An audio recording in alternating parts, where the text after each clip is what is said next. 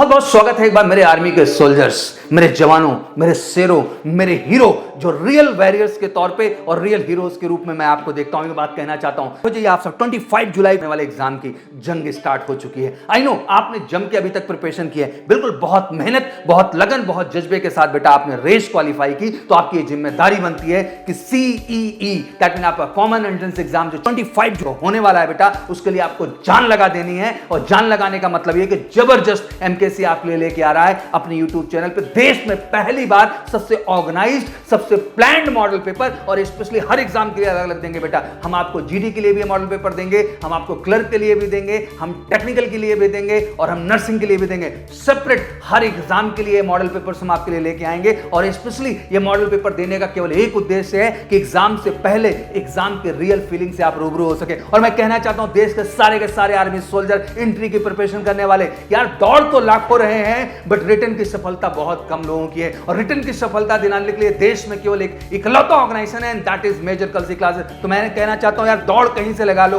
घर से लगा लो, मैदान से लगा लो, कहीं से लगा लो और दौड़ निकाल लो यार। उसके बाद देश में कहीं भटकना नहीं है, बल्कि सबसे विश्वसनीय, सबसे क्रेडिबल एक ही प्लेटफॉर्म पे आप सबको खड़ा होना है, और वो है आपका मेजर कलसी परिवार। तो बिल्कुल MKC ने शुरू कर दिया है आर्मी सोल्जर एंट्री के लिए स्पेशल ऑफलाइन क्लासरूम प्रोग्राम।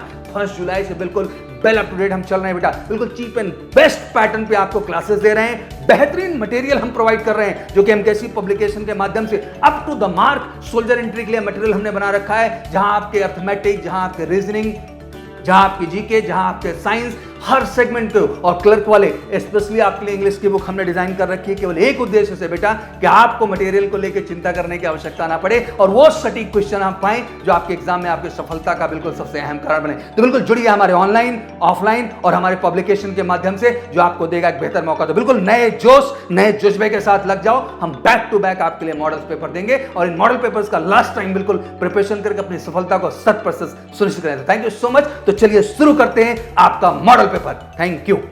जय हिंद my dear students, this is JN Singh, faculty of GS major Kalsi classes. बेटा हम लोग यहाँ पर डिस्कस करेंगे मॉडल पेपर। जैसे क्वेश्चन नंबर फर्स्ट, जुबा शहर किस नदी के तट पर स्थित है? Juba city is situated on which river bank? आपका correct answer option A, White Nile river. Come to the next dear, Bharat में पूर्व का स्कॉटलैंड किसे कहा जाता है? Which is known as Scotland of east of India? Your correct answer is option A, Shillong. Come to the next, राष्ट्रीय ऊर्जा संरक्षण दिवस कब मनाया जाता है? National energy conservation day is celebrated. Your correct answer is option B, 14 दिसंबर। बेटा come to the next, Marina beach किस राज्य के सम्मुख स्थित है? Marina beach is situated on the front of which state? Your correct answer is Tamil Nadu, option D. अगला प्रश्न आप देखें, राजाजी नेशनल पार्क स्थित है। Rajaji national park is situated in Uttarakhand, option C. UNESCO का मुख्यालय स्थित है। Headquarter of UNESCO is situated in Paris, option A. Come to the next question, Pangsau दर्रा किस राज्य में स्थित है? In which state Pangsau pass is situated? Option C, Arunachal Pradesh.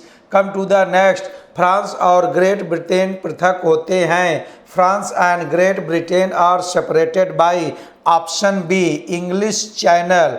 Come to the next, विश्व का सबसे लंबा बांध किस नदी पर स्थित है? Longest dam of world is situated on which river? Your correct answer is dear Mahanadi. Mahanadi, इस पर कौन सा बांध है? Hirakud dam. Come to the question number next dear, AAI means airport authority of India. This is correct answer. इसी के साथ बेटा हम लोग फिर मिलेंगे। जय हिंद to all of you my dear students, thanks. Hello students, welcome to all of you.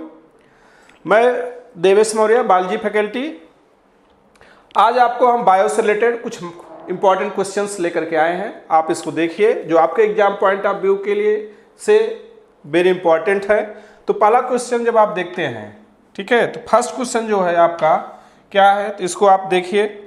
तो पहला क्वेश्चन जो है आप इसको जब देखते हैं तो यहाँ पे क्या है कि the red pigment anthocyanin is found in, यानी जो रेड पिगमेंट एंथोसाइनिन पाया जाता है, यानी लाल वर्णक एंथोसाइनिन प्रेजेंट होगा। कहाँ प्रेजेंट होता है? तो जब आपका क्या होगा तो वैक्यूल में। कहाँ प्रेजेंट होता है? वैक्यूल में पाया जाता है, मीन्स रिक्तिका में वह पाया जाता है। क्लियर हो गया। दूसरा क्वेश्चन हम लोग देखते हैं। दूसरा क्वेश्चन क्या है कि यहाँ पे जब देखते हैं सेकेंड क्वेश्चन, तो क्या है, vitamin D deficiency is caused by, यानी विटामिन डी की अगर डिफिशियंसी होगा तो कौन सा डिजीज होता है? तो आपको पता है कि विटामिन डी की डिफिशियंसी से कौन सा डिजीज होता है? रिकेट्स डिजीज होता है। ठीक है, किससे होता है? रिकेट्स। अब आपको विटामिन ए किसकी कमी से होगा? विटामिन ए की कमी से होगा। ठीक है, स्कर्वी किससे होता है? विटामिन सी की कमी से होता है। क्लियर हो गया। तो चलिए नेक्स्ट क्वेश्चन को देखते हैं हम लोग। Third question, which of the smallest cell, यानी कौन सी स्मॉलेस्ट सेल होती है, यानी सबसे छोटी कोशिका होती है। तो सबसे छोटी कोशिका का ऑप्शन है mycoplasma, RBC, neuron, ostrich cell. तो सबसे स्मॉलेस्ट सेल होती है mycoplasma is the smallest cell होती है। और जो न्यूरॉन्स होती है ये लार्जेस्ट सेल होती है इन ह्यूमन। लार्जेस्ट सेल क्या होती है? इन ह्यूमन का लेंगे या एनिमल में लार्जेस्ट ह्यूमन में होगा। और जो ऑस्ट्रिक एग सेल्स होती है ये भी क्या होती है? ये लार्जेस्ट सेल होगी। कैसी होगी? Largest cell. और ये क्या होती है? न्यूरॉन से लॉन्गेस्ट बताते हैं। क्या होगी? ये लॉन्गेस्ट सेल पाई जाती है। ठीक है, सबसे लंबी कोशिका और सबसे बड़ी कोशिका, याद रखिएगा। क्लियर। नेक्स्ट क्वेश्चन नंबर 4, यहाँ पे जब हम लोग देखते हैं तो क्वेश्चन नंबर 4 क्या है, देखिए इसको। तो क्वेश्चन नंबर 4 क्या है कि the heart of frog is made up of, यानी फ्रॉग का हार्ट बना होता है कितने चैम्बर का? तो 3 चैम्बर का बना होता है। यानी मेढक का हृदय 3 भाग का बना होता है। क्लियर हो गया। ठीक, 4 किस्में होंगे। तो जो 4 वाले अगर आपको बताएंगे तो 4 में आपको क्या हो जाएंगे? बर्ड्स हो जाएंगी, बर्ड्स एंड मैमल्स। क्या हो जाएंगी? बर्ड्स एंड मैमल्स में क्या होगा? 4 होगा। यानी पक्षी और स्तनधारी में जो हार्ट्स होता है वो 4 चैम्बर का बना होता है। क्लियर हो गया, ये आप याद रखेंगे। फिर नेक्स्ट क्वेश्चन को देखते हैं हम लोग। क्वेश्चन क्या है कि रेड ब्लड सेल्स फाउंड, यानी लाल रक्त कणिकाएं पाई जाती हैं। तो लाल रक्त कणिकाएं कहाँ पाई जाती हैं? तो लाल रक्त कणिकाएं अस्थि मज्जा यानी बोन मैरो में पाई जाती हैं। कहाँ पाई जाती हैं? बोन मैरो में ये प्रेजेंट होती हैं। क्लियर। चलिए नेक्स्ट क्वेश्चन को देखते हैं। अगला क्वेश्चन जब हम लोग देखते हैं, ठीक है, तो पेंसिलिन इज, यानी पेंसिलिन होता है। ठीक है, तो क्या है? एंटीबायोटिक है, फैट है, एंजाइम है कि प्रोटीन है? तो पेंसिलिन आपका क्या है? एंटीबायोटिक है। क्या है? पेंसिलिन एंटीबायोटिक होता है। क्लियर। पेंसिलिन क्या होता है? एंटीबायोटिक होता है। तो नेक्स्ट क्वेश्चन, अगला क्वेश्चन जो आप देखते हैं 7th question, how many times does an adult heart beat in the minute. ठीक है, 1 मिनट में जो हृदय होता है कितनी बार धड़कता है? ठीक है, तो वयस्क आदमी का दिल 1 मिनट में कितनी बार धड़कता है? तो सिंपल क्या होता है? 72 टाइम या 75 टाइम। ठीक है, तो जनरली आपको 72 टाइम्स ही इसका क्या होगा? राइट होगा, यानी 72 बार, यानी जो हृदय की धड़कन होती है 1 मिनट में 72 बार होती है, 72 टाइम्स। क्लियर। चलिए नेक्स्ट क्वेश्चन को हम लोग देखते हैं। 8th question, the brain is responsible for, यानी ब्रेन क्या होती है? रिस्पॉन्सिबल होती है। किसके लिए रिस्पॉन्सिबल होती है? To think, to balance of the body, both. यानी इसका राइट आंसर होगा C is the right answer. मतलब सोचने और शरीर के संतुलन के बनाने के लिए ब्रेन रिस्पॉन्सिबल होती है। ठीक है, तो इसका राइट आंसर 3rd, यानी 1 और ए और बी दोनों हो जाएगा, A and B both. Clear. अगला क्वेश्चन हम लोग देखते हैं नेक्स्ट क्वेश्चन की तरफ। तो जब यहाँ पे नेक्स्ट क्वेश्चन को आप लोग देखते हैं तो क्या है? 9th क्वेश्चन, तो क्या करें? In which organ the blood is purified, तो किस आर्गन में ब्लड का प्यूरिफिकेशन होता है? तो यहाँ पे इंटेस्टाइन में तो ब्लड का प्यूरिफिकेशन नहीं होता है, बचा आपका किडनी और लंग्स। ठीक है, तो लंग्स में क्या होता है कि यहाँ पे ऑक्सीजन को मिक्स किया जाता है तो प्यूरिफाई, लेकिन मेन जो होता है वहां पे जब राइट आंसर देखेंगे तो किडनी क्या होगी, यानी यही क्या करती है, ब्लड को फिल्टर करने का काम करती है। तो मेन आंसर क्या हो जाएगा यहाँ पे, kidney is the right answer हो जाएगा। ठीक है, अगला हम लोग देखते हैं question number 10। What does the temperature in the thermometer indicate, यानी थर्मामीटर जब हम लोग क्या करते हैं, नापते हैं, तो उसमें जो इंडिकेशन किसका होता है, तो थर्मामीटर में क्या भरा होता है, मरकरी भरी होती है, यानी पारा भरा होता है। और वही पारा यानी टेम्परेचर के कम अथवा ज्यादा होने पे वही ऊपर नीचे होता है, तो उसी से टेम्परेचर को इंडिकेट किया जाता है। तो ये उसमें क्या भरा होगा, पारा भरा होगा। क्लियर हो गया। चलिए नेक्स्ट क्वेश्चन। तो अगला क्वेश्चन हम लोग देखते हैं क्या है, Which of the following group of animal is related to cold blooded animals, मतलब ऐसा कौन सा प्राणियों का ग्रुप है जो अनियत तापी होता है, यानी कोल्ड ब्लूडेड होता है। ठीक है, तो कोल्ड ब्लूडेड की जब बात आती है तो कोल्ड ब्लूडेड का मतलब क्या होता है कि जो अपने टेम्परेचर को मेंटेन नहीं कर पाते हैं, टेम्परेचर बदलने पे उनके बॉडी का टेम्परेचर भी क्या होता है, बदलने लगता है। तो ऐसे एनिमल्स को कोल्ड ब्लूडेड कहते हैं। तो कोल्ड ब्लूडेड होते, और एक होता है वार्म ब्लूडेड, यानी एक क्या होते हैं, वार्म ब्लूडेड भी होते हैं। तो वार्म ब्लूडेड में याद रखिएगा क्या होते हैं, बर्ड्स आते हैं एंड मैमल्स, ये क्या होते हैं, ये अपने टेम्परेचर को हमेशा मेंटेन किए रहते हैं। ठीक है, बाहर का टेम्परेचर चाहे जैसा हो जाए बट इंटरनल टेम्परेचर इनका मेंटेन रहेगा। तो ऐसे एनिमल्स को हम क्या बोलेंगे, वार्म ब्लूडेड बर्ड एनिमल। बाकी यहाँ पे क्वेश्चन आपको क्या पूछा जा रहा है, कोल्ड ब्लूडेड के बारे में पूछा जा रहा है। तो क्रो बर्ड्स है, तो ये ऐसे ऑप्शन खत्म हो गया। यहाँ पे भी बर्ड्स आ रहा है, ये भी ऑप्शन नहीं होगा। तो यहाँ पे क्या होता है, नेक्स्ट क्या हो गया, ठीक है, वहां पे तो ऑप्शन क्या हो जाएगा, रोहू हो गया, फ्रॉग हो गया, अर्थवर्म हो गया। तो ये राइट आंसर हो जाएगा, क्योंकि फ्रॉग, अर्थवर्म और रोहू, यानी तो रोहू क्या होगी, फिश हो गए। तो यानी कोल्ड ब्लूडेड में कौन कौन से आते हैं, फिश हो गए, रेप्टाइल्स हो गए, कौन होंगे, फिश हो गए, रेप्टाइल्स, यानी जिसको आप सरीसृप कहते हैं। ठीक है, सरीसृप हो गए, अर्थवर्म, एम्फीबिया हो गए यानी मेढक, ये सब क्या होते हैं, कोल्ड ब्लूडेड होते हैं। तो राइट आंसर आपका सी इज द राइट आंसर हो जाएगा। ठीक है, चलिए नेक्स्ट क्वेश्चन की तरफ बढ़ते हैं हम लोग। 12th question. तो जो 12th क्वेश्चन है यहां पे बढ़ते हैं कि deficiency of vitamin cause beri beri, यानी बेरी बेरी डिजीज किसके द्वारा होगा, तो विटामिन बी के कारण बेरी बेरी होता है। ठीक है, डी से क्या होता है, रिकेट्स, विटामिन डी की कमी से क्या होगा, रिकेट।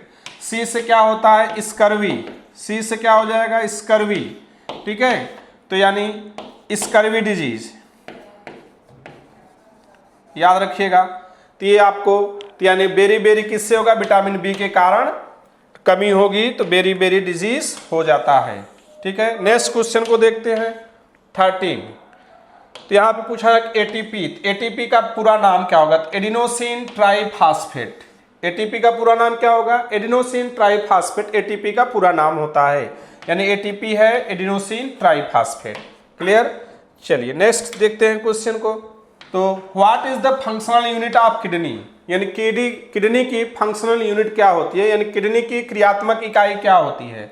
तो किडनी की जो क्रियात्मक इकाई होती है नेफ्रॉन, यानी उसकी क्रियात्मक इकाई क्या होती है, नेफ्रॉन इज द, उसकी क्या होती है, क्रियात्मक इकाई होती है। ठीक है, क्लियर हो गया। कूपिका जो होती है ये लंग्स की होती है, यानी किसके, लंग्स की क्रियात्मक इकाई कूपिका होगी। एल्वियोलाई किसकी होगी, लंग्स की, याद रखिएगा।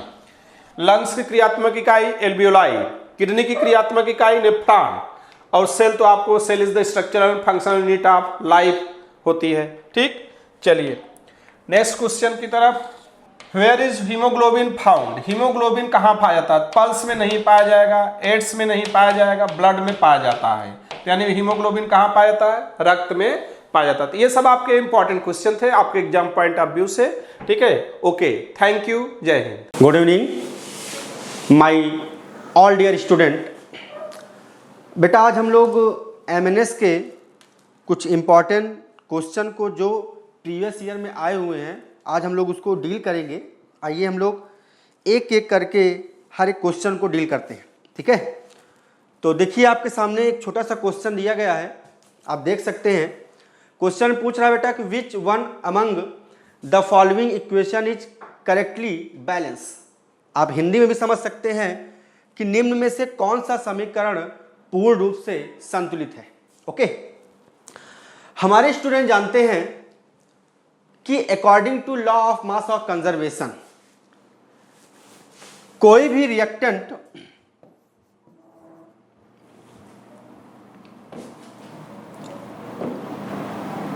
चल नहीं रहा यार तो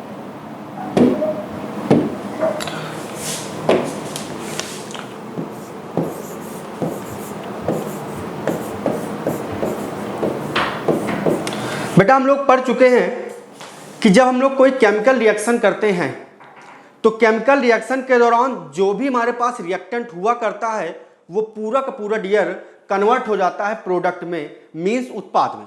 ठीक है, मींस जब भी कोई केमिकल रिएक्शन होती है तो जितना रिएक्टेंट होगा वो पूरा का पूरा कन्वर्ट होता है प्रोडक्ट में।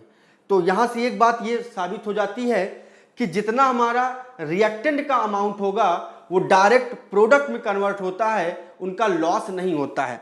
तो आपके सामने एक छोटा सा क्वेश्चन है जहां पर आपको ये देखना है कि क्या कौन सी केमिकल रिएक्शन हमारी बैलेंस है। तो आप देखिए बेटा, अगर हम लोग फर्स्ट ऑप्शन को चेक करें, देखिए हमारे पास दिया गया है एक सोडियम NaOH है। NaOH में आप देख सकते हैं कि एक सोडियम है, मींस 1 मोल सोडियम है, और आप राइट हैंड साइड में देख सकते हैं 1 मोल सोडियम है। तो यहाँ पर सोडियम का तो अमाउंट इस समय क्या हो बेटा, मेंटेन है। ओके, हम लोग बात करेंगे सेकेंड एटम को। तो सेकेंड एटम हमारे पास दिया गया बेटा ऑक्सीजन। तो आप देख सकते हैं क्योंकि एरो के पहले बेटा हम लोग बोलते हैं लेफ्ट हैंड साइड, और एरो के बाद बेटा हम लोग बोलते हैं राइट हैंड साइड। ओके, तो आप कोई केमिकल रिएक्शन तभी बैलेंस होगी जब बेटा left hand side equal to right hand side. Okay, तो आप यहां पर देखिए सोडियम 1 कोई प्रॉब्लम नहीं। ओके, दूसरे एटम को हम लोग चेक करेंगे, ऑक्सीजन है। ऑक्सीजन आप देख पा रहे होंगे कि एक है और एक 2, मींस रिएक्टेंट में जो ऑक्सीजन है वो टोटल बेटा कितने होते हैं, 2 हुआ करते हैं। आप प्रोडक्ट में देख लीजिए ऑक्सीजन बेटा हमारे पास कितना है, 2 हुए। ठीक है, ऑक्सीजन में हमारा बैलेंस है। बात करेंगे डियर हाइड्रोजन की। तो हाइड्रोजन में आप देखिए कि इस रिएक्टेंट के अकॉर्डिंग एक हाइड्रोजन यहां पर है और 2 हाइड्रोजन बेटा हमारा वाटर पास है। तो टोटल जो नंबर ऑफ हाइड्रोजन है बेटा वो कितना होगा, 3। कहां पर होगा बेटा, ये रिएक्टेंट में होगा।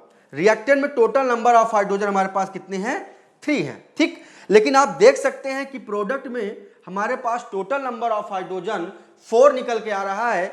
इसका मतलब यहां पर हाइड्रोजन आपस में क्या है, बैलेंस नहीं है। इस वजह से आपका फर्स्ट ऑप्शन बेटा क्या हो जाएगा, इनकरेक्ट हो जाएगा।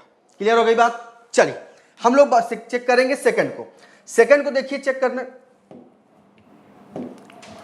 सेकंड को आप देख सकते हैं कि 2 सोडियम आपके पास सामने दिख रहा है और इधर भी आपके पास 2 सोडियम दिख रहा है, कोई प्रॉब्लम नहीं।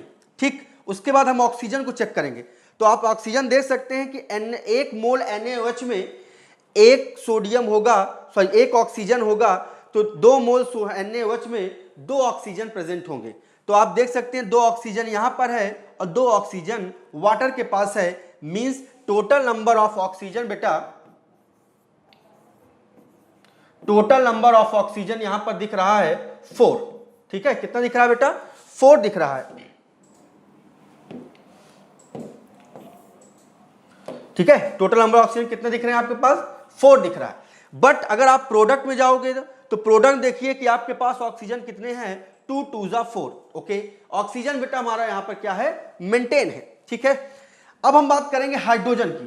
तो आप हाइड्रोजन देख सकते हैं कि रिएक्टेंट में NaOH के पास 2 हाइड्रोजन और वाटर के पास 4 हाइड्रोजन। मतलब बेटा जो हाइड्रोजन का नंबर है वो रिएक्टेंट में कितने हैं, टोटल 6 हैं, और प्रोडक्ट बेटा कितने हैं, 6। ठीक है, तो यहां पर हाइड्रोजन भी हमारा क्या है, मेंटेन है। बात करेंगे एल्युमिनियम की। तो एल्युमिनियम आप देख पा रहे हो कि 2 मोल एल्युमिनियम हमारे सामने दिख रहा है रिएक्टेंट की side, means left hand side. और अगर बात करें प्रोडक्ट में तो 2 मोल एल्युमिनियम आपको भी दिख रहा है। क्लियर। उसके बाद हम लोग बात करेंगे, एक मिनट, ऑक्सीजन को चेक कर लो थोड़ा सा, 2 ऑक्सीजन यहाँ पर है और 2 यहाँ पर है, टोटल है 4। यहाँ भी बेटा हमारे पास कितना है 4। ओके, हाइड्रोजन को देखोगे तो हाइड्रोजन यहाँ पर 2 होगा, यहाँ पर 2 दूना 4 होगा, तो टोटल हाइड्रोजन कितने निकल के आ रहे हैं 4 निकल के आ रहे हैं। क्लियर, ठीक है। चलो तो दूसरे को देखो, यहाँ पर आपको ये बैलेंस दिख रहा होगा कि चलो अभी मान लेते हैं कि आपका फर्स्ट बैलेंस है। आइए इस पर चेक करते हैं, 2 सोडियम 2 सोडियम, ठीक है। तो 2 सोडियम यहाँ पर है, 2 सोडियम हमारे प्रोडक्ट साइड है, मतलब सोडियम हमारा बेटा क्या है मेंटेन है। ओके चलो अब बात करेंगे ऑक्सीजन की। 2 ऑक्सीजन हमारे पास राइट हैंड साइड है, सॉरी लेफ्ट हैंड साइड, और 2 और एक और 3 ऑक्सीजन हमारे पास बेटा राइट हैंड वाटर के पास है। तो 2 और 3 मिलकर टोटल नंबर ऑफ जो ऑक्सीजन निकल के आ रहा है वो बेटा कितना निकल के आ रहा है 5, ठीक है। यहां पर आप देखोगे तो ऑक्सीजन कितना है 2 2 जा 4, मतलब आपका ये ऑप्शन क्या हो गया बेटा इनकरेक्ट हो गया, ठीक है। यहां पर ऑप्शन क्या हो गया बेटा इनकरेक्ट हो गया, क्योंकि यहां पर ऑक्सीजन बैलेंस नहीं, आप देख सकते हैं ऑक्सीजन बैलेंस नहीं है। 2 और 3 टोटल बेटा हमारे पास 5 ऑक्सीजन है, टोटल हमारे पास प्रोडक्ट रिएक्टेंट में 5 ऑक्सीजन है और प्रोडक्ट में आपके पास केवल और केवल 4 ऑक्सीजन है। इस वजह से ये भी आपका इनकरेक्ट था, ये भी आपका इनकरेक्ट था और ये आपका क्या था करेक्ट था। तो चौथे ऑप्शन को चेक करने की कोई जरूरत नहीं है, ठीक है। तो आपका यहाँ पर जो राइट आंसर होगा डियर वो कौन सा होगा, सेकंड होगा। चलो देखिए बेटा हमारे पास एक दूसरा क्वेश्चन दिया गया है, आप देख सकते हैं हमारे स्क्रीन पर कि क्वेश्चन में ये बोल रहा है कि no two electron in an atom can have identical quantum number of was proposed by। यहां पर बेटा हमसे केवल और केवल साइंटिस्ट का नाम पूछ रहा है, हमसे ये नहीं पूछ रहा है कि किस तरीके से होगा। केवल क्वेश्चन में हमसे ये कह रहा है कि बताइए कौन सा साइंटिस्ट है जिसने ये बताया कि किसी भी एक परमाणु का 2 इलेक्ट्रॉन की चारों क्वांटम संख्या सेम नहीं हो सकती है। बेटा ये पाउली का एक कॉन्सेप्चुअल क्वेश्चन है, थ्योरेटिकल आप कह सकते हो, लर्निंग टाइप का क्वेश्चन है। आपको इसमें बहुत ज़्यादा कॉन्सेप्ट लगाने की जरूरत नहीं है, डायरेक्ट आप बोलेंगे पाउली। तो ऐसे वैज्ञानिक पाउली थे जिन्होंने बताया था कि किसी भी 2 एटम का चारों क्वांटम नंबर सेम नहीं हो सकता है। हमारे बच्चे जानते हैं क्वांटम नंबर टोटल 4 टाइप का होता है, N, L, M and S. N को बेटा हम लोग बोलते हैं नंबर ऑफ सेल, एल को बेटा हम लोग बोलते हैं नंबर ऑफ सबसेल, एम हमको बताता है ऑर्बिटल का नंबर और एस बताता है बेटा स्पिन। ऊपर हुआ तो +½ और नीचे हुआ तो डियर -½ ओके। तो आपसे केवल साइंटिस्ट का नाम पूछ रहा है, तो साइंटिस्ट में आपके आएंगे पाउली साहब, ठीक है। आइए हम लोग बात करते हैं नेक्स्ट क्वेश्चन हमारे पास दिया गया है, the symbol of the element tungsten is.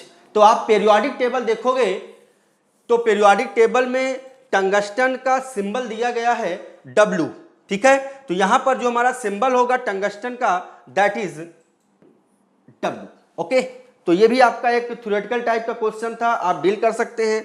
आइए हम लोग बात करते हैं डियर नेक्स्ट क्वेश्चन।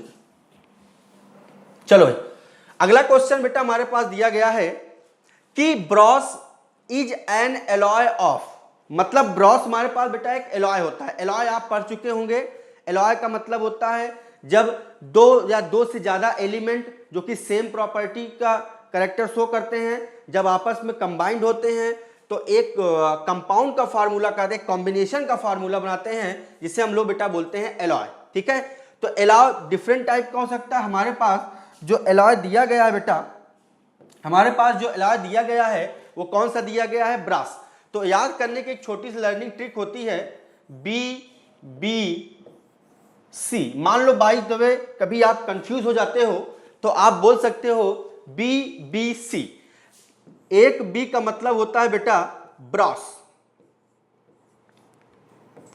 एक B का मतलब होता है ब्रॉस और दूसरे का B का मतलब होता है ब्रॉन्ज, ठीक है। दूसरे B का मतलब क्या होता है, ब्रॉन्ज। और अच्छी बात यह है कि इन दोनों में कॉपर जो होता है बेटा वो कॉमन हुआ करता है। क्या होता है बेटा, कॉपर जो होता है वो कॉमन हुआ करता है। ठीक है, आइए तो देखिए मींस मैंने क्या बोला, BBC, Bros, bronze, copper. Means कहने का मतलब है कि कॉपर इन दोनों में बेटा क्या होगा, अपने आप में कॉमन होगा। ठीक, तो इन दोनों में डिफरेंस क्या होगा, आइए हम लोग समझते हैं। तो देखिए जरा कि ब्रॉस के नाम में लास्ट में आ रहा है एस, क्या आ रहा है एस, तो आपको उसके जस्ट अपोजिट वाले में एस जोड़ना है, मींस SN जोड़ना है, अर्थात टिन जोड़ देना है। तो ब्रॉन्ज के लिए बेटा एलॉय का जो फॉर्मूला बनेगा वो कॉपर प्लस SN बन के आएगा। ठीक है, अब ब्रॉन्ज में आओगे तो ब्रॉन्ज में हम क्या देखेंगे कि जिंक दिख रहा है, Zn, जेड, तो आपको इसके जस्ट अपोजिट ले आना है, मतलब आपको क्या जोड़ना है, Zn। तो बेटा ब्रॉस का फार्मूला क्या हो जाएगा, कॉपर प्लस जिंक। ठीक है, तो आप देख सकते हैं कि आपके ऑप्शन में ऐसा कोई ऑप्शन है, ऐसा क्वेश्चन कोई ऑप्शन है, बिल्कुल है, copper plus zinc is the alloy of Bros. ठीक है, तो आपको फोर्थ क्वेश्चन भी समझ में आएगा। आइए हम लोग डील करते हैं बेटा नेक्स्ट क्वेश्चन को। चलो, ये भी 2 कौड़ी का क्वेश्चन है। चलो भाई नेक्स्ट क्वेश्चन देखिए क्या बेटा, क्वेश्चन कह रहा है bauxite is an alloy of. तो बेटा जो बॉक्साइट होता है वो हमारा किसका एलॉय होता है, तो यहां पर आप जान सकते हो कि bauxite is the alloy of aluminium. ठीक है, किसका होता है, एलॉय ऑफ एल्युमिनियम। ठीक है, नेक्स्ट क्वेश्चन, अगला क्वेश्चन बेटा एन आंट स्टिंग कंटेंट, मतलब कभी कभार आप देखो जब आंट के द्वारा आपको स्टिंग कर दिया जाता है, कभी चींटी आपको काट लेती है तो आपके बॉडी में सेंसिटिविटी स्टार्ट हो जाती है। ठीक है, आपको खुजलाहट होना स्टार्ट हो जाता है।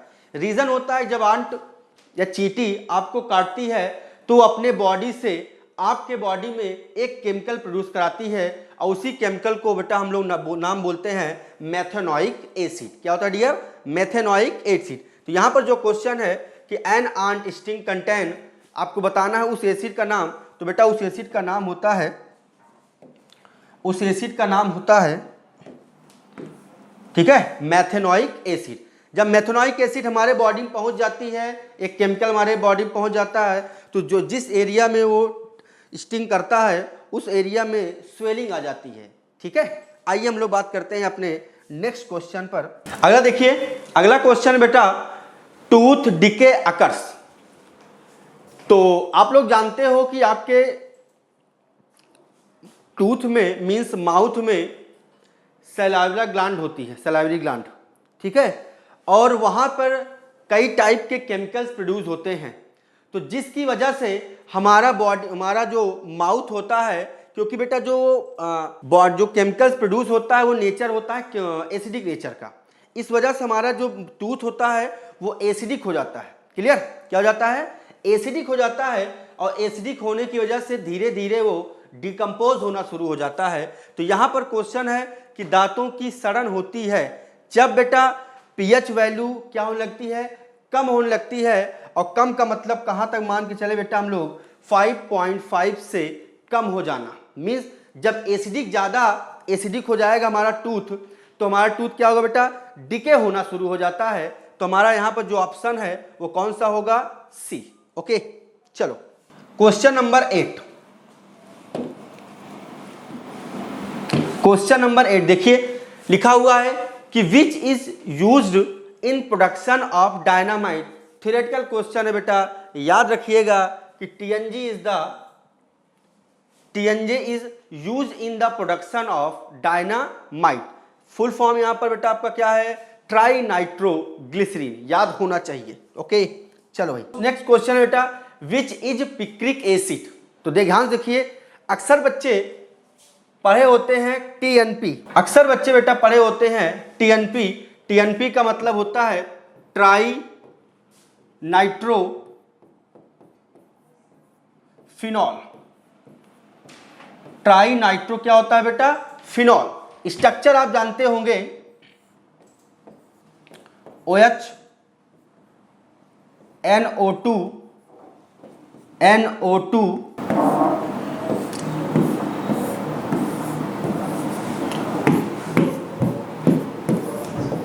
ठीक है, तो this is the structure of trinitrophenol. ठीक है, तो ये तो ट्राइनाइट्रोफिनॉल है, इसी को बेटा हम लोग क्या बोलते हैं, पिक्रिक एसिड, इसी को हम लोग बोलते हैं। बट आप क्वेश्चन में चीज ध्यान दीजिए कि यहां पर क्वेश्चन में टीएनपी डायरेक्ट दे दिया है, ओके, और साथ ही साथ बेटा दिया है HNO3 प्लस फिनॉल। मींस जब बेटा फिनॉल पर हम लोग कंसंट्रेट HNO3 के रिएक्शन कराते हैं तो उसके आर्थो और पैरा पोजीशन पर NO2 ग्रुप आके लगता है, जिसकी वजह से नाइट्रिक एसिड का या ट्राइनाइट्रोफिनॉल का फॉर्मेशन होता है। इसलिए हम TNP भी बोलेंगे और साथ ही साथ HNO3 प्लस फिनॉल भी बोलेंगे। मतलब इस क्वेश्चन में हमारे पास दो ऑप्शन होंगे, कौन कौन सा, A एंड C। तो इसके लिए देखो डायरेक्ट डी में क्वेश्चन आंसर दिया गया है, बोथ A एंड C। तो यहां पर बेटा जो आपका आंसर होगा वो कौन सा होगा, both A and C। Reason क्या होगा, जनरल नेम आपका पिक्रिक एसिड होता है जैसा कि मैंने यहां बताया, और इसका जो फॉर्मेशन होता है वो HNO3 प्लस फिनॉल के साथ होता है। जब फिनॉल पे हम लोग कंसंट्रेट HNO3 की रिएक्शन कराते हैं फ्यूमिंग के साथ तो बेटा प्रोडक्ट किसका बनाता है, ट्राइनाइट्रोफिनॉल का, TNP का। क्लियर है, तो वहां पर हमारा जो ऑप्शन होगा वो दोनों होगा, A और C दोनों निकल के आएगा। ठीक है, समझ में आ गया बेटा। आइए हम लोग बात करते हैं नेक्स्ट क्वेश्चन। लास्ट क्वेश्चन हम लोग का है, लास्ट क्वेश्चन देखिए बेटा हमारे पास दिया है कि इनमें से साबुन का उदाहरण है। तो आप याद रखना कि जो सॉप होता है, जो साबुन होता है, वो highly molecule of fatty acid का होता है, मींस सोडियम एसीटेट का होता है, और जो कि बेटा अपने आप में एक हायर हाइड्रोकार्बन मॉलिक्यूल होता है, ऑर्गेनिक कंपाउंड होता है। क्लियर, तो यहां पर आपको देखना है कि ऐसा मॉलिक्यूल जो सोडियम सॉल्ट का बना हो। तो आप देखिए कि यहां पर सोडियम सॉल्ट के दो आंसर दिख रहे हैं, किसके होते हैं बेटा, सोडियम सॉल्ट ऑफ एसीटेट, ठीक है, sodium salt of fatty acid. तो सोडियम सॉल्ट बेटा आपके पास दो ऑप्शन दिख रहा है, एक तो A दिख रहा है और दूसरा C दिख रहा है। अब हम लोग बात करेंगे दूसरे की, हायर फैटी एसिड। तो बेटा हायर फैटी एसिड का मतलब होता है ऐसा मॉलिक्यूल जो कि काफी लंबी चैन बनाता हो, जिसमें फैटी एसिड काफी मात्रा में हो, लार्ज नंबर ऑफ मॉलिक्यूल हो। तो आप यहां पर देख पा रहे होंगे कि यहां पर कार्बन एक ही है CH3, बट यहां पर बेटा कार्बन कितना है, C17H35। तो आप जानते हो कि जो साबुन होता है, जो सोप होता है, वो अपने आप में sodium salt of fatty acid, higher fatty acid होता है, और हायर फैटी एसिड का मतलब बेटा ऑप्शन कौन सा सही होगा आपका, C। तो आपका बेटा जो आंसर होगा वो कौन सा होगा, C। ओके, तो आपके पास 10 क्वेश्चन को आज मैंने आपको डील कराया। आई होप कि आपको क्वेश्चन अच्छे से समझ में आए होंगे। 2 क्वेश्चन मैं अपने बच्चों के लिए दूंगा जो आप खुद से करेंगे। ठीक है, तो आपके पास 2 क्वेश्चन है, ये क्वेश्चन आपको खुद से डील करना है। आपके पास दिया गया है विच इज ब्लू वाइट्रॉल। हमें आपको यहाँ पर ब्लू वाइट्रॉल का फार्मूला बताना है। 4 ऑप्शन दिया है, magnesium sulphate, copper sulphate, sodium sulphate. बेटा सोडियम सल्फेट है, ठीक है ना, कंफ्यूज मत होइएगा, मैं यहाँ पर करेक्ट कर देता हूँ, Na2SO4।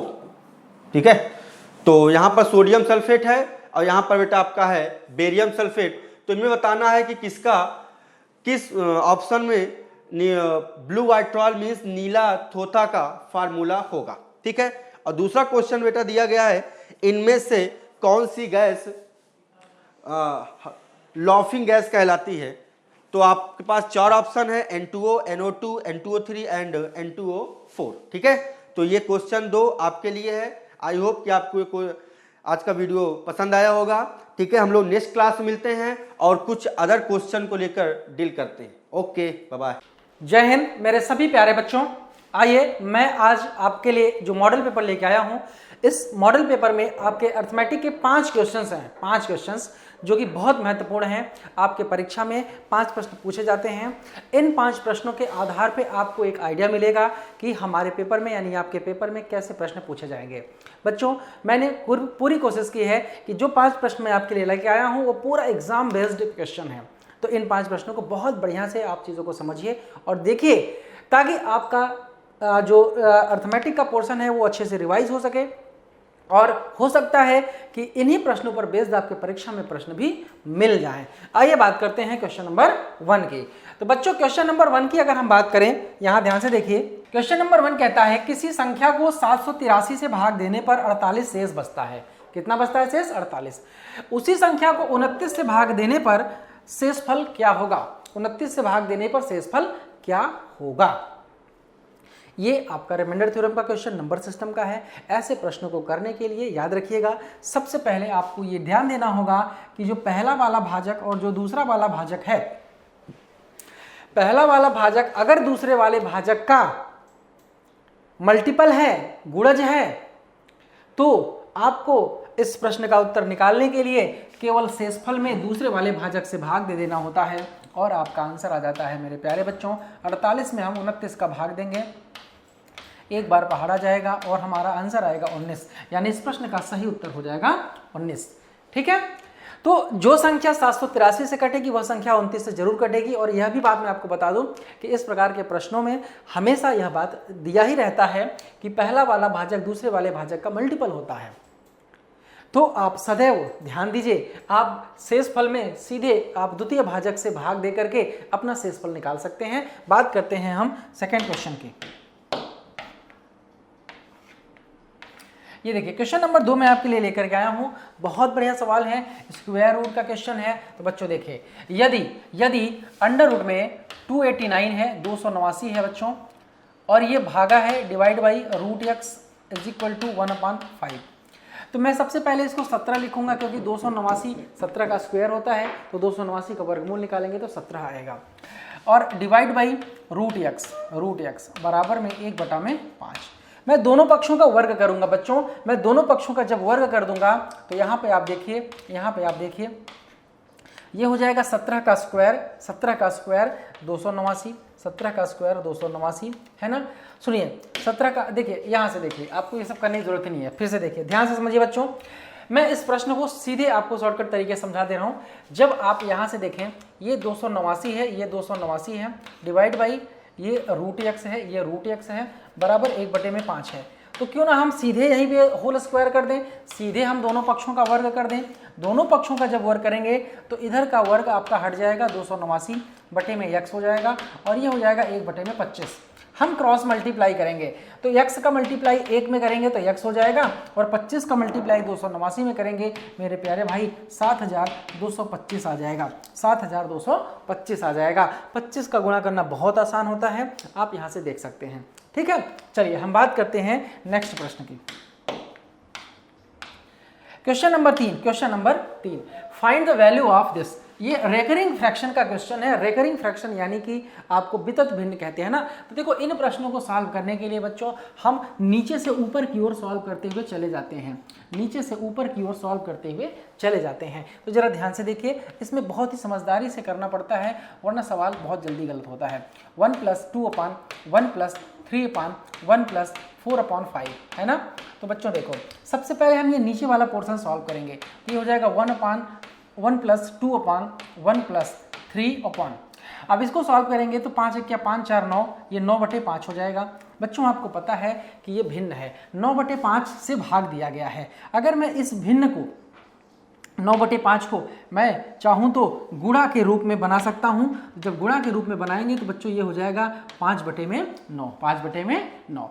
तो अब देखिए, ये हो जाएगा 1 + 2/, ये 5 × 5 और ये 15 रहेगा, 15 × 9 = 24। तो ये हो जाएगा 24/9। कितना हो जाएगा प्यारे बच्चों? 24/9। और इस 24/9 को आप जब उल्टा करेंगे तो ये हो जाएगा 1 + 2 और ये हो जाएगा गुणा 9/24, 9/24। जरा आप इन्हें काटिए, 2 से भाग देंगे 12 आएगा, 3 × 3 = 9 और 3 × 12। तो बेटे ये हो जाएगा 1 + 3/4। सॉल्व करेंगे, 4 × 4 = 3 7, 7/4, यानी आपके प्रश्न का सही उत्तर हो जाएगा ए। आपके प्रश्न का सही उत्तर हो जाएगा ए। आइए हम बात करते हैं अगले प्रश्न की ओर। अगले प्रश्न की ओर हम बात करते हैं। क्वेश्चन नंबर 4, बिमला और कमला की आयु क्रमशः 12 वर्ष और 16 वर्ष है, तो उनकी औसत आयु होगी।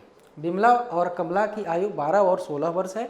इनकी औसत होगी, औसत होता है योगफल बटे में कुल संख्या, औसत होता है योगफल बटे में कुल संख्या। अगर इनके वर्षों का हम योगफल कर दें और इनकी संख्या 2 है क्योंकि 2 लोग हैं तो 2 से भाग दे देंगे, 28 बटे में 2, 28 बटे में 2 यानी 14 वर्ष आपका औसत हो जाएगा बच्चों। इस क्वेश्चन का औसत हो जाएगा 14 वर्ष। हम बात करते हैं अगले प्रश्न की ओर। मेरे प्यारे भाई देखो यहाँ से बच्चों, देखो यहाँ से क्वेश्चन नंबर 5 की बात करते हैं। पीटर एक मेज 450 रुपए में खरीदता है और 30 रुपए उसके परिवहन पर व्यय करता है। यदि वह मेज को 600 रुपए में बेचता है तो उसका लाभ प्रतिशत बताना है। लाभ प्रतिशत बताना है तो सबसे पहले हम लाभ निकालेंगे। लाभ होता है विक्रय मूल्य माइनस क्रय मूल्य। तो यहाँ पे कुल क्रय मूल्य निकालने के लिए बच्चों 450 प्लस 30 आप करेंगे तो ये हो जाएगा 480। कितना हो जाएगा? 480। क्योंकि देखो कुल क्रय मूल्य होता है लागत मूल्य और प्लस कुल खर्च, ऊपरी खर्च। यानी कि 400 रुपए में आपने खरीदा, 30 रुपए आप उसके परिवहन पर खर्च कर रहे हैं, ट्रांसपोर्टेशन पर खर्च कर रहे हैं। तो इसका मतलब ये हुआ कि आपकी जेब से उस वस्तु को खरीदने के लिए, मेज को खरीदने के लिए 480 रुपए की लागत लगानी पड़ी। तो 480 रुपए आपके जेब से गया, आपने उसको 600 रुपए में बेचा, यानी कि आपका जो लाभ हो जाएगा मेरे प्यारे बच्चों वो हो जाएगा 600 माइनस 480। 600 माइनस 480 बराबर कितना हो जाएगा? 120। तो लाभ प्रतिशत जब आप निकालेंगे, तो 120 बटे में 480 गुणा में 100। क्यों? क्योंकि होता है लाभ बराबर होता है लाभ बटे क्रय मूल्य गुणा में 100। 0 से 0 काटेंगे, 12 चौक 48, 4 से भाग देंगे, ये हो जाएगा 25। मेरे प्यारे भाई इस प्रश्न का उत्तर हो जाएगा 25%। इस प्रश्न का उत्तर हो जाएगा 25%। तो बच्चों ध्यान से देखिए, ये 5 प्रश्न आपके लिए जो थे बहुत ही महत्वपूर्ण थे, बहुत ही कहीं ना कहीं ये अपने आप में एक डिफरेंट टाइप के क्वेश्चंस थे, है ना। तो लेवल को भी मैंने मेंटेन किया है और साथ ही साथ हमने आपको तरीकों से भी जो है कहीं ना कहीं रूबरू कराया है कि देखिए क्वेश्चन को एग्जाम में सॉल्व करने का क्या पैटर्न होना चाहिए, हमारा माइंडसेट कैसा होना चाहिए, है ना। तो इस तरह से मैं उम्मीद करता हूँ कि आप सभी लोगों को इस पेपर में बहुत कुछ सीखने को मिला होगा। फिर मिलेंगे अगले मॉडल पेपर में। Thank you so much. जय हिंद, जय भारत। जय हिंद प्यारे बच्चों, मेजर गर्ल्स क्लासेस में आप सबका स्वागत है। चलिए इस मॉडल पेपर की श्रृंखला में आज इसको बढ़ाते हैं और प्रैक्टिस करते हैं कुछ महत्वपूर्ण प्रश्नों की। ठीक है बेटा, जैसे हमारे पास पहला क्वेश्चन है कि द यूनिट ऑफ वर्क, कार्य की इकाई क्या होती है। ऑप्शन दे रखे हैं जूल, न्यूटन, वॉट और डाइन। देखिए अगर हम सिंपल सी बात करें कि कार्य की इकाई तो जूल ही होती है जैसा हमें पता है। और एक बात और याद रखिएगा कि 1 न्यूटन मीटर को हम लोग 1 जूल से प्रदर्शित करते हैं, लेकिन यहाँ पे सिर्फ न्यूटन लिखा है। तो न्यूटन किसकी इकाई होती है? न्यूटन किसकी इकाई होती है? तो बल की इकाई होती है, यानी फोर्स की इकाई होती है। डाइन भी बल की इकाई होती है लेकिन सीजीएस पद्धति में होती है। वॉट पावर की इकाई होती है, लेकिन तो हमसे क्वेश्चन में पूछा गया है वर्क की, तो वर्क का उत्तर क्या होगा? जूल हो जाएगा। क्या बात समझ में आती है? तो प्रश्नों को इस प्रकार देखिए कि हमें सिर्फ आंसर ही नहीं बताना है, बाकी ऑप्शन गलत है तो हमें उसके पीछे की वजह भी पता होनी चाहिए। ठीक है, चलिए बेटा आगे बात करते हैं, अगले प्रश्न पे चलते हैं। जो बेटा अगला क्वेश्चन दे रखा है, ये बहुत अच्छा सा प्रश्न है कि if the distance covered by a particle is 0 then what can we say about its displacement. यदि किसी कण द्वारा तय की गई दूरी 0 है, यदि किसी कण द्वारा तय की गई दूरी 0 है तो उसके विस्थापन के बारे में हम क्या कह सकते हैं। देखिए कण की दूरी तो 0 है, यानी डिस्टेंस तो 0 हो गया। बेटा अगर डिस्टेंस 0 है तो बात समझिए, डिस्टेंस अगर 0 दे रखा है, डिस्टेंस 0 है, यानी कोई लेना देना नहीं, तो आपके मन में एक समीकरण आपके मन में आ गया होगा। क्या समीकरण आया होगा आपके मन में कि सर डिस्टेंस ग्रेटर देन और इक्वल टू डिस्प्लेसमेंट होता है, ऐसा ही कुछ था। डिस्प्लेसमेंट होता है मॉड में, ये आप जानते हैं। दूरी तो हमेशा पॉजिटिव ही होती है, तो बिल्कुल सही बात है, आपने बिल्कुल सही कहा कि दूरी हमेशा विस्थापन से बड़ी होती है, उसके बराबर हो सकती है लेकिन उससे कम कतई नहीं हो सकती है। तो सर अगर डिस्टेंस 0 है, अगर डिस्टेंस 0 है तो हमें ये बताता है कि जो डिस्प्लेसमेंट होगा यानी जो विस्थापन होगा वो हमारा 0 होगा या उससे कम होगा। तो बहुत सारे बच्चे कंफ्यूज हो जाएंगे इसमें कि सर ये 0 कभी नहीं हो सकता, जैसे दूसरा ऑप्शन दे रखा है ये हमेशा नेगेटिव होगा, ठीक है, या ये कभी 0 भी हो सकता है, कभी 0 नहीं हो सकता। तो बेटा एक बात आप समझ लो, अगर दूरी 0 है यानी इसका मतलब कण ने कोई चला ही नहीं, कण रुका हुआ है, कोई भी दूरी ही तय नहीं कर रहा है, तो इसका मतलब अगर वो चल ही नहीं रहा है तो हमें क्या दर्शाता है कि क्या होगा, कोई भी विस्थापन होगा ही नहीं। तो 101% हम क्या कह सकते हैं कि अवश्य ही शून्य होगा। तो इसका उत्तर ए पार्ट आएगा। क्या बात समझ में आती है? वो जब चला ही नहीं है, जब वो चला ही नहीं है तो हमें क्या दर्शाता है कि उसकी दूरी क्या है, शून्य है, तो विस्थापन भी शून्य होगा। ठीक है, ये ऑब्जर्वेशन वाला क्वेश्चन था, ये काफी अच्छा है। चलिए आगे बात करते हैं। When a force decreases velocity of a body, work done is, option दे रखे हैं, 0 होगा, नेगेटिव होगा, पॉजिटिव होगा, या इनमें से कोई नहीं होगा। जब कोई बल किसी पिंड के वेग को घटाता है तो कार्य क्या होगा, शून्य होगा, ऋणात्मक होगा, धनात्मक होगा, या इनमें से कोई नहीं होगा। तो देखिए प्रश्न को थोड़ा समझिए। When a force decreases a velocity of a body, इसका मतलब क्या है? मान लीजिए एक कार है, ये एक प्यारी सी अच्छी सी कार है, ठीक है, कार जैसी नहीं लग रही, मान लीजिए कार है, वो आगे जा रही होगी, कोई दिक्कत नहीं, कार आगे जा रही है। तो जो उसके पीछे फोर्स लगता है, मान लीजिए एक फोर्स लग रहा है, उस कार को आगे नहीं जाने दे रहा है। क्वेश्चन में क्या पढ़िएगा, when a force decreases a velocity, जब तुम उसको पीछे से खींचोगे तभी तो वेलोसिटी घटेगी, तुम उसको आगे से पकड़ खींच दोगे तो वेलोसिटी बढ़ जाएगी। तो इसका मतलब फोर्स कहाँ लग रहा है, पीछे लग रहा है। और कार अगर आगे जा रही है मेरे दोस्त, तो जो विस्थापन होगा वो हमेशा आगे की दिशा में हो रहा है। तो एक बात समझो भैया, अगर विस्थापन आगे की दिशा में है और जो तुम उस पर बल लगा रहे हो पीछे की दिशा में लग रहा है, तो बल और विस्थापन के बीच का कोण कितना होगा, 180 डिग्री होगा। अगर ये 180 डिग्री होगा बल और विस्थापन के बीच का कोण, तो मेरे दोस्त एक बात बताओ, कार्य क्या होता है, कार्य एक अदिश गुणनफल होता है किसके बीच का, बल और विस्थापन का। तो बल और विस्थापन का अगर ये अदिश गुणनफल है मेरे दोस्त, तो भैया तो एफ एस कॉस थीटा जानते हैं आप। तो अब एक बात बताओ, थीटा कितना है, 180 डिग्री का बना रहा है। अगर थीटा यहाँ पे 180 अंश बना तो यहाँ पे थीटा की जगह 180 रख देंगे, तो W बराबर कितना आएगा, एफ एस कॉस 180, और कॉस 180 का मान कितना होता है, -1 होता है। तो बेटा W बराबर क्या आएगा, -FS। तो ध्यान से देखिए ये ऋणात्मक आ गया, तो इसका मतलब हमारा उत्तर भी नेगेटिव होगा, यानी बी पार्ट आएगा। आपको बात समझ में आ गया, क्लियर है? अच्छा सा प्रश्न था, ये एनालिटिकल क्वेश्चन था। चलिए आगे बात करते हैं। The physical quantity which remains a constant for a particle moving in a circular path। अब मेरी बात समझो, वृत्ताकार मार्ग पर गतिमान कण के लिए जब भौतिक राशियां स्थिर होती है वो कौन सी हैं? मान लीजिए ये एक वृत्ताकार मार्ग है, ठीक है, और इस पे एक कण हमारा चक्कर लगा रहा है, ठीक है, ये v है, ये v है, हमारी क्या है बेटा, चाल है इसकी। तो चाल तो हमारी नियत ही रहती है, यूनिफॉर्म वेलोसिटी है, चाल हमारी क्या है, नियत है। अगर चाल हमारी नियत है यानी तो ये तो स्थिर हो गया, ये तो स्थिर हो गया। अगर चाल स्थिर हो गया बेटा, तो गतिज ऊर्जा का सूत्र क्या होता है, गतिज ऊर्जा का सूत्र होता है 12mv²। अब द्रव्यमान थोड़ी बदल दोगे कभी, द्रव्यमान तो स्थिर ही रहता है, तो वेग भी, चाल भी स्थिर है हमारी, तो गतिज ऊर्जा का भी सूत्र क्या होगा मेरे दोस्त, ये भी क्या होगा, नियत ही रहेगा, k बराबर 12mv²। k भी क्या हो गया, नियत हो गया, ठीक है, यानी ये भी स्पीड भी नियत है, काइनेटिक एनर्जी भी नियत, यानी गतिज ऊर्जा भी नियत है, और कोणीय संवेग तो हमेशा क्या आता है, संरक्षित रहता है, ठीक है। तो हमारे आंसर ये तीनों ही हमारे क्या रहेंगे, कांस्टेंट रहेंगे। तो हमारा उत्तर क्या होगा बेटा इस केस में, आखिरी। क्या बात समझ में आ गई, क्लियर है? चलिए आगे बात करते हैं। चलिए देखिए, rain drop fall with a constant speed, एक वर्षा की बूंद है जो नियत चाल से नीचे गिर रही है, वो किसके कारण होता है नियत चाल? भैया एक बात समझिए, आप ध्यान समझिएगा इस चीज को, कि अगर आप कोई भी कण, बल्कि हम लोग भी जब मूवमेंट करते हैं, आप लोग भी जब मूवमेंट कर रहे होते हैं, तो किसी अगेंस्ट फोर्स के कार्य कर रहे होते हैं, वो भले वो हमें दिखाई नहीं होता, वो एटमॉस्फेयर में होता है, ठीक है, चारों तरफ होता है, आप किसी भी दिशा में कार्य करते हैं, उसे हम लोग विस्कोसिटी कहते हैं। जब बादल से एक वर्षा की बूंद जब ऊपर से नीचे गिर रही होती है, तो क्या होता है, उसके विपरीत दिशा में एक बल लगता है, वो हमारा विस्कोसिटी, वो धीरे धीरे उसके वेग को कम करता है, और तभी अंत में वो किससे गिरती है, नियत चाल से गिरती है। आप एक बात ये समझ सकते हैं कि अगर आप एटमॉस्फेयर से, वातावरण से विस्कोसिटी को हटा देंगे, तो आपके घर भले ही अंबुजा सीमेंट के क्यों ना बने हो, एक एक रेन ड्रॉप एक एक बुलेट की तरह गिरेगी। बात समझिए आप, एक एक रेन ड्रॉप किसकी तरह गिरेगी, एक एक बुलेट की तरह गिरेगी। तो विस्कोसिटी का होना बहुत ज्यादा अधिक होता है। क्या बात समझ में आ रही है? तो इसलिए इसका आंसर बेटा क्या आ जाएगा, विस्कोसिटी होगा। क्लियर है? क्या यहां तक बात समझ में आती है?